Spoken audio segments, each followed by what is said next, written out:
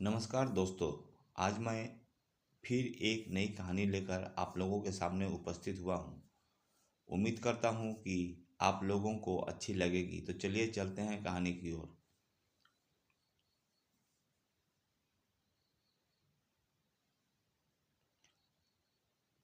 डरपोक चूहा की कहानी।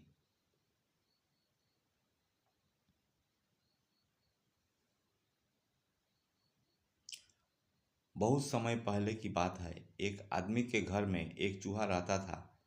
वह औरतों के द्वारा बहुत परेशान किया जाता था।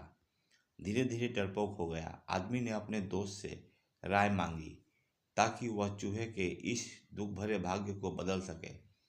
दोस्त ने सुझाव दिया, तू उस चूहे को एक बंद कमरे में बंद कर दे। वह अपनी डरावनी आवाज़ फैला नहीं पाएगा और इससे वह बहुत ही सीमित बन जाएगा।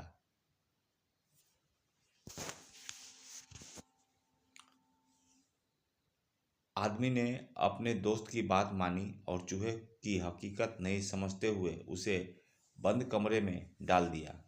चूहा अपनी आवाज़ फैला नहीं पा रहा था और इससे वह बहुत डर गया। उसकी आवाज़ बंद हो गई। वह आदमी के घर के आसपास ही रहने लगा। जीवन में खुशी मिल गई थी, लेकिन उसकी आदतें नहीं बदली थी। कुछ समय बाद चूहे ने फिर अपनी पुरानी आदतें धारण कर ली। उसने फिर से अपनी डरावनी आवाज़ फैलाना शुरू कर दिया और आदमी के घर के आदमी के घर परेशान हो गया। उसने वापस अपने दोस्त से सलाह मांगी और अब वह औरत से मुकाबला करने के लिए तैयार था। दोस्त ने ऐसा कहा, तू उस चूहे को उसके अंदर के सभी डर को देखने की कोशिश कर। तू देखेगा कि वह चूहा से भी डरा हुआ है।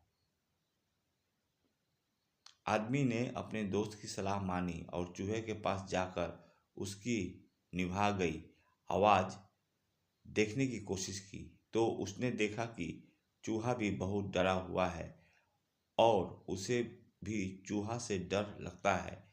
दोनों एक दूसरे को देखकर अचंभित हो गए। उन्होंने समझ लिया कि डरता है वही जो डराता है।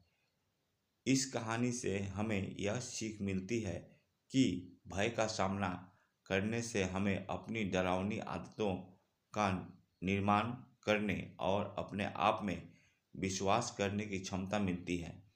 डरपोक रहने के बजाय हमें अपनी क्षमताओं और हिम्मत को विकसित करके अपने डर का सामना करना चाहिए।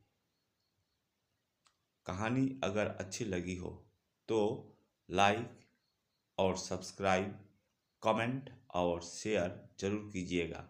धन्यवाद।